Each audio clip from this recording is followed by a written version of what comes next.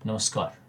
इस वीडियो में आपका स्वागत है। इस वीडियो में हम लोग करंट अफेयर्स देखने वाले हैं। 27 सितंबर 2023 का MCQs पूछे जाएंगे आपसे और यहाँ पर मैं एस्टेटिक जीके को भी कवर करने का प्रयास करूँगा। पहला प्रश्न, नगोर्नो काराबाख क्षेत्र किन दो देशों के बीच विवाद का विषय है? ए ग्रीस और तुर्की, बी तुर्की और ईरान, सी रूस और यूक्रेन, डी आर्मेनिया और अजरबैजान। नगोर्नो काराबाख क्षेत्र के लिए विवाद है वो किन दो देशों के बीच है? तो यह विवाद जो है वह आर्मेनिया और अजरबैजान के बीच में है। आप देख सकते हैं कि ये जो क्षेत्र है यही है नगोर्नो काराबाख। इसे आर्टसाख गणतंत्र, द रिपब्लिक ऑफ आर्टसाख के नाम से भी जाना जाता रहा है। यह अजरबैजान की सीमा के भीतर ही एक स्वायत्त क्षेत्र हुआ करता था, लेकिन आर्मीनियाई लोगों, मूल के लोगों की यहाँ पर बहुलता थी। नगोर्नो काराबाख के लोग वास्तव में आर्मेनिया में ही शामिल होना चाहते थे, आर्मेनिया का ही अंग होना चाहते थे और इसी के लिए कारण आर्मेनिया और अजरबैजान के बीच में एक लंबी लड़ाई चलती रही थी।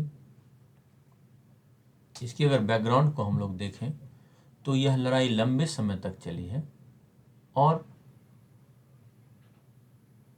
2020 से पूर्व जो स्थिति थी उसमें आप देख सकते हैं कि ये नगोर्नो काराबाख जो आर्टसाख गणतंत्र है उसके बगल का क्षेत्र, इस पर भी आर्मेनिया का नियंत्रण था और ये हरे हरे जो क्षेत्र है ये यहाँ पर भी आर्मेनिया का नियंत्रण था। यानी आर्मेनिया की स्थिति अच्छी थी और यहाँ पे एक लाचीन क्षेत्र है, लाचीन कॉरिडोर भी इसी विवाद से जुड़ा हुआ है।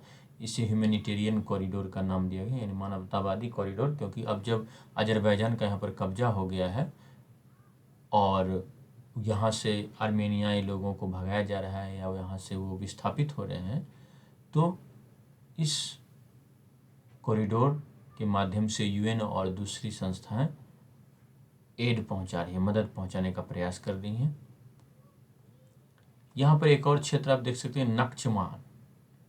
ये क्षेत्र जो है वह अजरबैजान के अंदर ही एक स्वायत्त गणतंत्र है। ये ईरान बॉर्डर से सटा हुआ है। तो बीच में 2020 से पहले यह झगड़ा चलता रहा था, कई बार झगड़ा चलता रहा, लेकिन बीच में एक 2020 के बाद ही एक सीज फायर हुआ। सीज फायर करने में मुख्य भूमिका निभाई थी व्लादिमीर पुतिन ने और उनके हस्तक्षेप से यह हुआ कि आर्मेनिया ने अपने सारे क्षेत्र, जो जीते हुए क्षेत्र थे, अजरबैजान को दे दिए और इसके बाद अजरबैजान ने फिर कुछ समय बाद इस क्षेत्र पर हमला किया और अभी इसे पूरा अपने नियंत्रण में ले लिया है। रूस जब जो सोवियत संघ है जब वह विखंडित हुआ तो उसके कई सारे क्षेत्र थे जो कि गणतंत्र के रूप में थे और वो सब जो थे वो अपनी राह ढूंढने लगे कि कहाँ जाऊँ। अलग कोई स्वतंत्र होना चाहता था, कोई दूसरे राज्य में शामिल होना चाहता था। तो उसी से उपजा हुआ ये विवाद रहा है। एक तरफ अजरबैजान है जो कि मुस्लिम बहुल है, एक आर्मेनिया है इधर जो कि ईसाई बहुल है और ये जो नगोर्नो काराबाख का क्षेत्र है वह ईसाई बहुल था, लेकिन अब स्थिति बदल जाएगी। ये अजरबैजान, जॉर्जिया, आर्मेनिया ये सभी जो हैं कॉकस के क्षेत्र हैं, क्योंकि यहाँ पर कॉकस की पहाड़ियाँ जो है, पहाड़ पर्वत जो है वह काला सागर से लेकर कैस्पियन सागर तक फैला हुआ है। ये जो आप देख रहे हैं ये आपको परीक्षा में पूछा जा सकता है कि कैस्पियन सागर और काला सागर के बीच में कौन सा पर्वत है, पर्वतमाला है या पर्वत है, तो वह है कॉकस पर्वतमाला। और कॉकस में ही ये जॉर्जिया, अजरबैजान, आर्मेनिया और रूस का भी कुछ हिस्सा है, वो सब आते हैं। अब अजरबैजान के जो राष्ट्रपति हैं उनका नाम है इल्हाम अलीयेव और यहाँ की मुद्रा है मनात। यहाँ पर सेमी प्रेसिडेंशियल शासन है, अर्धराष्ट्रपति शासन है। और अजरबैजान की जो राजधानी है वह है बाकू। ये देख सकते हैं आप, कैस्पियन सागर के तट पर स्थित है। आपको परीक्षा में पूछ सकता है कि अजरबैजान की राजधानी क्या है, तो वह है बाकू। और आर्मेनिया की राजधानी है येरेवन। तो यहाँ बाकू जो है वह तेल के लिए बहुत समय से ही प्रसिद्ध रहा है। यहाँ पर तेल का अकूत कारखाना है। अब टेक्नोलॉजी बेहतर हो गई है, तो सोवियत संघ के समय में भी जो कुएं छूट गए थे, जिनका पूर्ण दोहन नहीं हो पाया था, वहाँ पे इनका दोहन हो रहा है। और यूरोप रूस पर अपनी तेल की निर्भरता को कम करने के लिए अजरबैजान के माध्यम से एक पाइपलाइन पर काम कर रहा है, जिसे कि यूरोप दक्षिण कॉकेसस पाइपलाइन का विकास कर रहा है, जो कि अजरबैजान, जॉर्जिया और तुर्की होते हुए यूरोप तक मेडिटेरेनियन सी में जाएगा और फिर वहाँ से आगे यूरोप तक पहुँचाया जाएगा।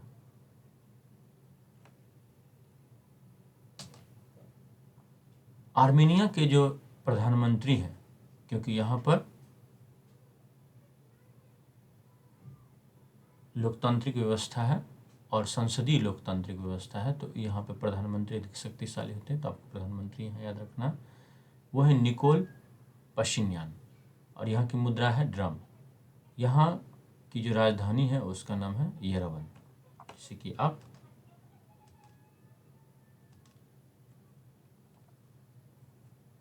इस मैप में देख सकते हैं। यहाँ पर है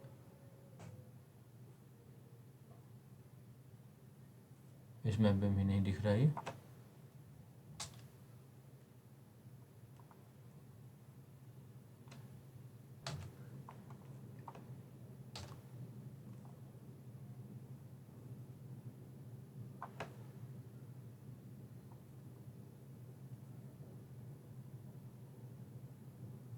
यहाँ पर येरेवन को आना चाहिए, इसमें नहीं अच्छे से दिखाया गया है। खैर, तो यहाँ पर देखिए, इस मैप में आप देख सकते हैं, ये है येरेवन, ये है आर्मेनिया की राजधानी।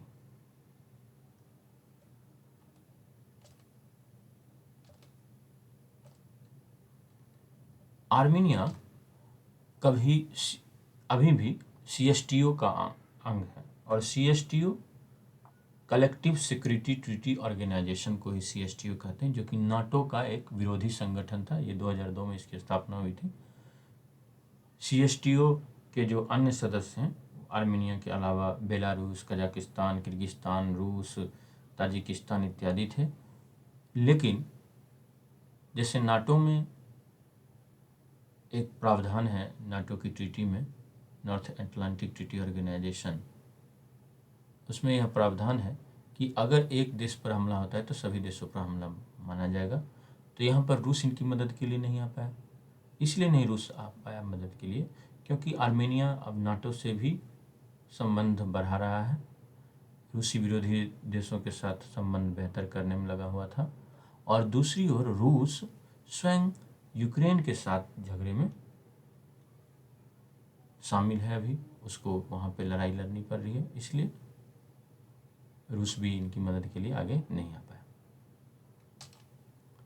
अब अगर हम लोग देख लें कि यहाँ पर एक बहुत ही महत्वपूर्ण जलीय क्षेत्र है, उसको कहते हैं काला सागर। काला सागर में एक और बुल्गारिया है, रोमानिया है और रूस है, इधर जॉर्जिया है और तुर्की है। दूसरी ओर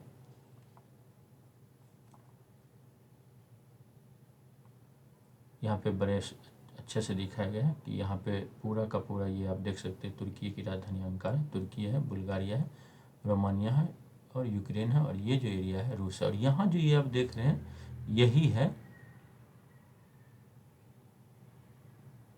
क्रीमिया।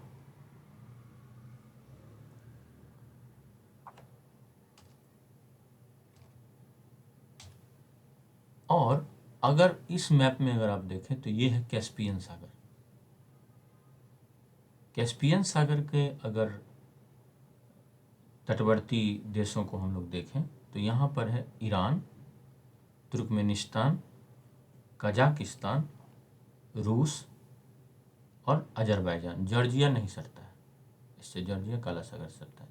तो आपको परीक्षा में पूछा जा सकता है कौन कौन से देश काला सागर के चारों ओर हैं, कौन कौन से देश कैस्पियन सागर के चारों ओर हैं। तो मैंने आपको ये बता दिया। अगला प्रश्न, G20 यूनिवर्सिटी कनेक्ट फिनाले का आयोजन कहाँ हुआ?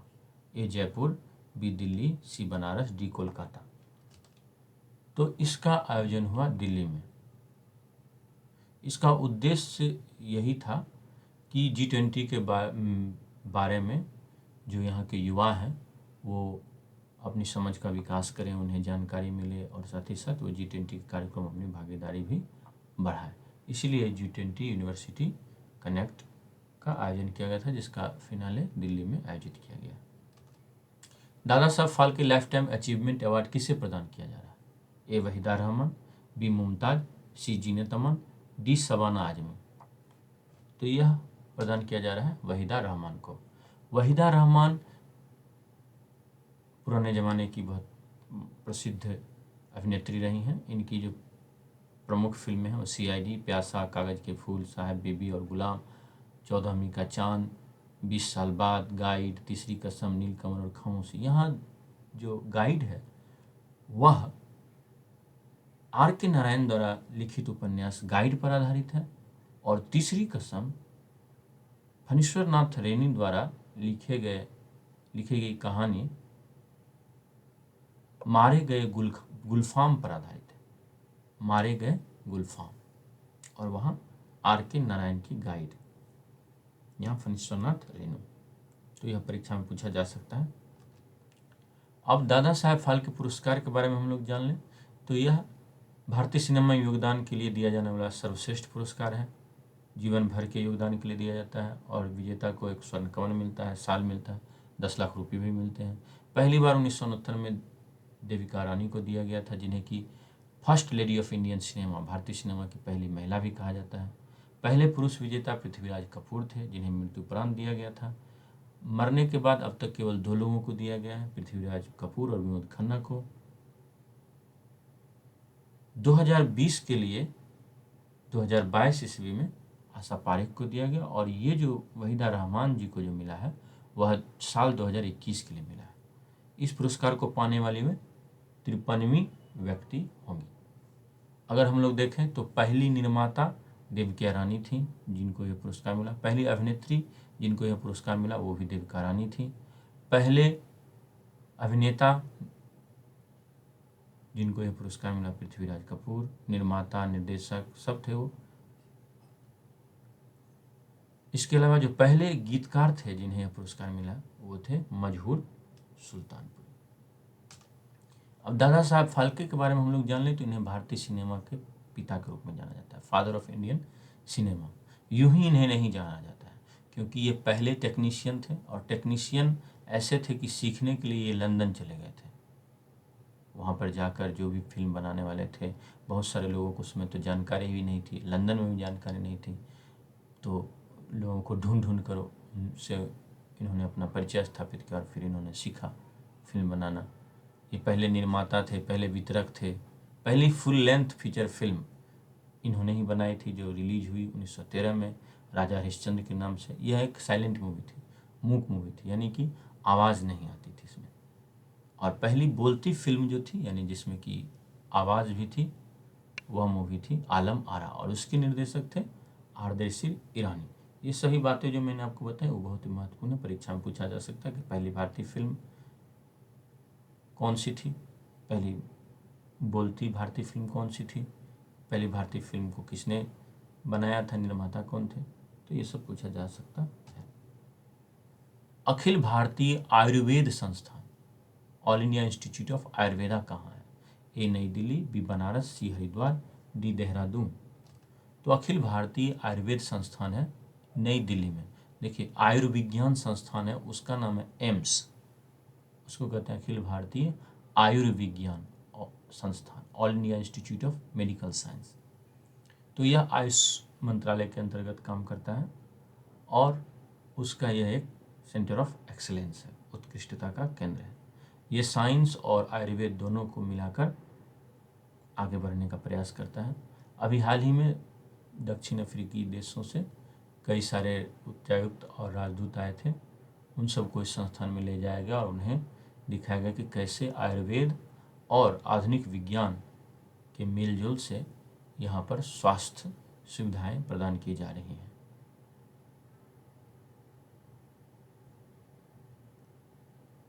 और 17-18 अगस्त 2023 को पारंपरिक चिकित्सा पर पहला WHO वैश्विक शिखर सम्मेलन भारत में ही आयोजित किया गया था, गांधीनगर में। ये परीक्षा के लिए बहुत ही महत्वपूर्ण है कि पारंपरिक चिकित्सा, ट्रेडिशनल मेडिसिन पर पहला WHO वैश्विक शिखर सम्मेलन कहाँ पर आयोजित किया गया? तो ये गांधीनगर में आयोजित किया गया था।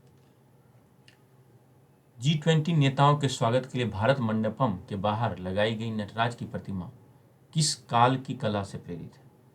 तो यह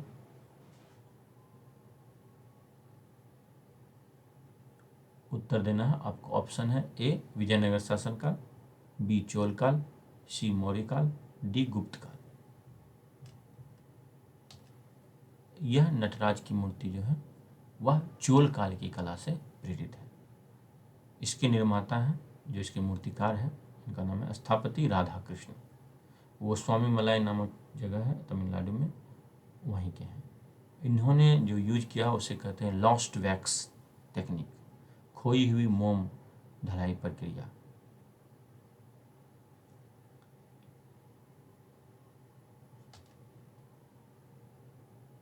नटराज प्रतिमा अष्टधातु की बनी हुई है और इसे आप यहाँ चित्र में देख सकते हैं। ये 27 फीट लंबी है और 18 टन वजनी है। और पीछे में जो आपको दिख रहा है यह है भारत मंडपम। यह अष्टधातु से बनी हुई सबसे ऊंची प्रतिमा है। जिनके मूर्तिकार हैं वह 34 पीढ़ियां मूर्ति बनाती आ रही है। अब नटराज की जो मूर्ति है, नटराज यानी शिव का नटराज रूप है, यह ब्रह्मांडी ऊर्जा और रत्नात्मकता का प्रतिनिधित्व करता है। शिव के दो तरह के नृत्य होते हैं, लास्य नृत्य जो कि सौम्य नृत्य होता है, कोमल नृत्य होता है, और तांडव नृत्य जो कि उग्र नृत्य होता है। इसमें जो आप नीचे में देख रहे होंगे इसे कहते हैं अपस्मार। अपस्मार जो है वह आध्यात्मिक अज्ञान का प्रतीक है। तमिलनाडु के चिदम्बरम में नटराज मंदिर है और वह बहुत ही महत्वपूर्ण मंदिर है क्योंकि यहाँ पर चांदी से बने हुए नटराज की मूर्ति है और उसकी पूजा की जाती है। शिवलिंग की पूजा नहीं की जाती, शिव का मंदिर है लेकिन नटराज की मूर्ति की पूजा की जाती है। इस मंदिर की जो सबसे बड़ी विशेषता यह है कि यहाँ पर नाट्य शास्त्र के रचयिता भरत मुनि हैं। उन्होंने 108 कर्णों का इन्होंने चर्चा की है, वर्णन किया है और इन सब को, सारे पोजेज को, सारी नृत्य मुद्राओं को यहाँ पर दीवारों पर उकेरा गया है। अगला प्रश्न, 13वां हिंद प्रशांत सेना प्रमुखों का सम्मेलन कहाँ आयोजित किया जा रहा है? ए बैंकॉक, बी कुआलालंपुर, सी ओसाका, डी नई दिल्ली। तो यह नई दिल्ली में आयोजित किया जा रहा है। 13th Indo Pacific आर्मीज chiefs conference APAC। Bharat का मानना है कि जो एशिया पैसिफिक क्षेत्र है, इंडो पैसिफिक क्षेत्र यानी हिंद महासागर का क्षेत्र और प्रशांत महासागर का जो क्षेत्र है, वहाँ पर कैसा होना चाहिए? जो जहाज और लोगों की आवाजाही होनी चाहिए वो स्वतंत्र होनी चाहिए। जैसे चाइना इसे रोकने की कोशिश कर रहा है, खुली होनी चाहिए, समावेशी होनी चाहिए, सबको भागीदारी मिलनी चाहिए और नियम आधारित, रूल्स बेस्ड होनी चाहिए। कल ही मैंने वीडियो में चर्चा की थी कि जो 9 डैश लाइन क्या है, तो अगर आपने वो नहीं देखा है तो आप उस वीडियो को देख सकते हैं, चैनल पर है, कल के करंट मैंने बताया है। वह भी 9 डैश लाइन भी इसी हिंद प्रशांत क्षेत्र से संबंधित है और वह दक्षिणी चीन सागर में सीमा विवाद से विशेष रूप से संबंधित है। 1982 में यूनाइटेड नेशंस ने एक कानून पास किया, एक कन्वेंशन आयोजित किया और इसके बाद लॉ ऑफ द सी पास हुआ, समुद्र के लिए कानून। उसी के आधार पर देशों को समुद्र के उपयोग की अनुमति मिली हुई है और सीमाएं बंधी हुई हैं कि कितना कितना दूर तक यूज करना है।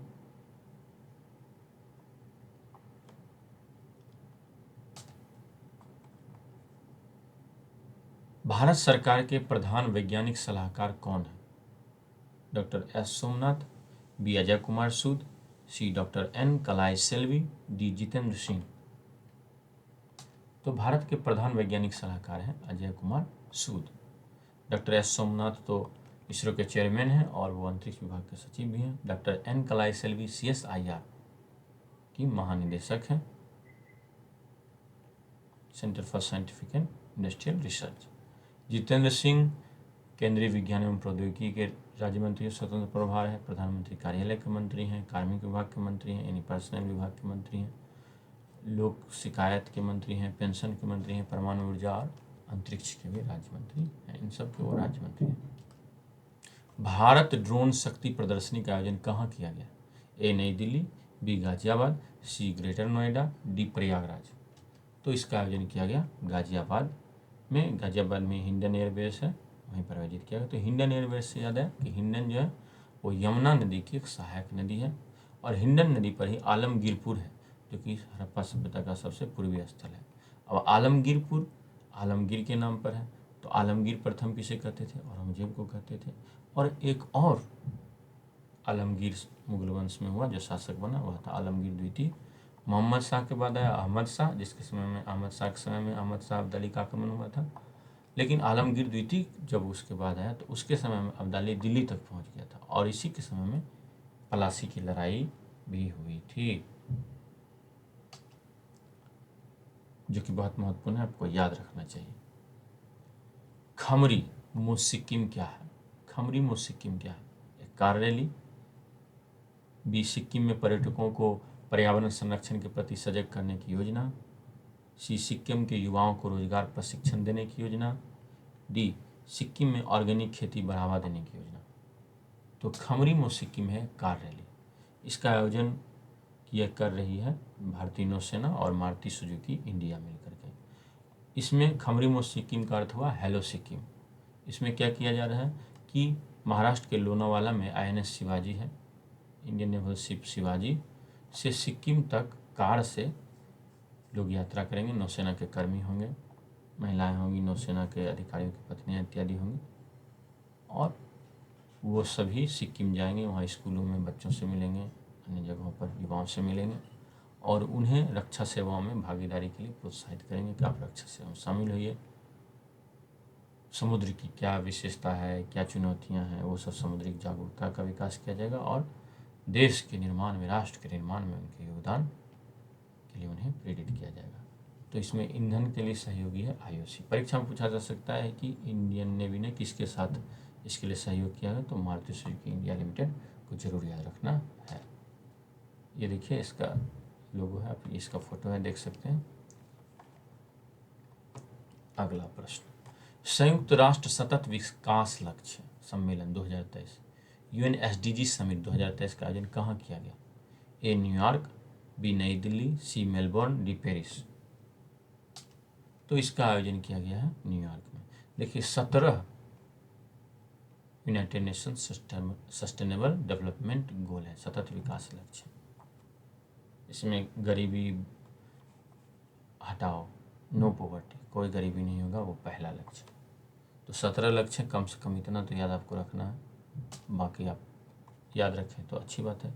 जैसे पहला है कोई गरीबी नहीं होगा, गरीबी नहीं होगी, कोई भूखा नहीं होगा, सब स्वस्थ रहेंगे, सबको अच्छी शिक्षा मिलेगी, पुरुष और स्त्रियां बराबर हैं, लैंगिक समानता, स्वच्छ जल और स्वच्छता मिलेगी। 7वां है सस्ती और अच्छी ऊर्जा, स्वच्छ ऊर्जा, 8वां है डिसेंट वर्क, सभ्य कार्य और आर्थिक विकास की बात की गई है। 9वां उद्योग, इनोवेशन और इंफ्रास्ट्रक्चर है।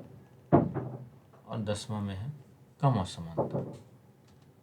11वां में सतत शहर, 12वां में जिम्मेदारी भरा खपत और उत्पादन, 13वां में जलवायु कार्रवाई, 14वां में पानी के नीचे जो जीवन है उनके बारे में सोचा गया है, 15वां में भूमि पर जीवन और 16वां में शांति, न्याय और 17वां में लक्ष्यों के लिए साझेदारी की बात की गई। तो 17 हैं, आप ये कम से कम याद रखें।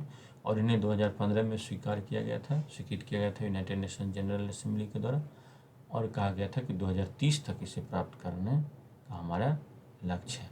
इसलिए इसे जो यह प्रस्ताव आया था स्वीकार करने का, उसे 2030 एजेंडा भी कहा गया था। एसडीजी क्या है?